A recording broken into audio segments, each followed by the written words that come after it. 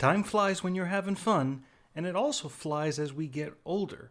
But why? And is there anything we can do about it? Now, research has continually borne out both of those statements. 77% of adults, for example, say that things like Christmas seem to arrive faster and faster each year. But exactly how or why this happens and what we can do about it remains a little bit perplexing, with three major theories standing out in the research. The first is a proportional theory, the idea that our sense of time is proportional to the total time we have experienced. So as we get older, 1 year is a smaller percentage of our total life and therefore feels smaller or faster than 1 year passing if you were, for example, 10. But generally, researchers suggest that this can't fully explain our sense of time, and that's where things like attentional theories start to come into play. Basically, the idea here is that the more we are focusing our attention on new, novel things and forming new memories, the slower that passage of time becomes.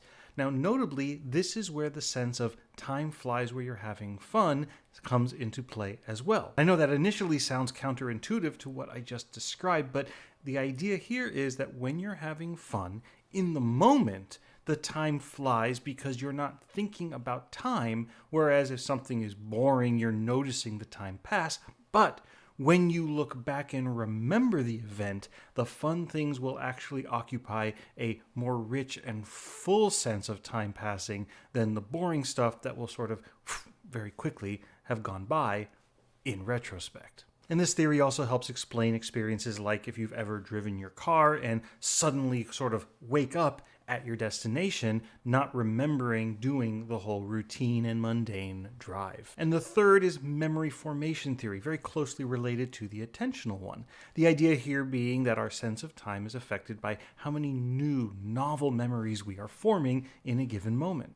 And as we get older, the experiences we have are less new, and so we don't form as intense new memories as we did when we were younger. And this also may explain a phenomenon observed called the reminiscence bump, where people tend to remember ages 15 through 25 more vividly and with more time than the rest of their lives after. And researchers suggest we can use these phenomena to expand our sense of subjective time. Focusing our attention, for example, on specific tasks tends to expand that subjective sense. Seek out new, novel experiences and do things that you normally do in a slightly different way. So while time may indeed feel faster as we get older, it doesn't mean there's nothing we can do about it.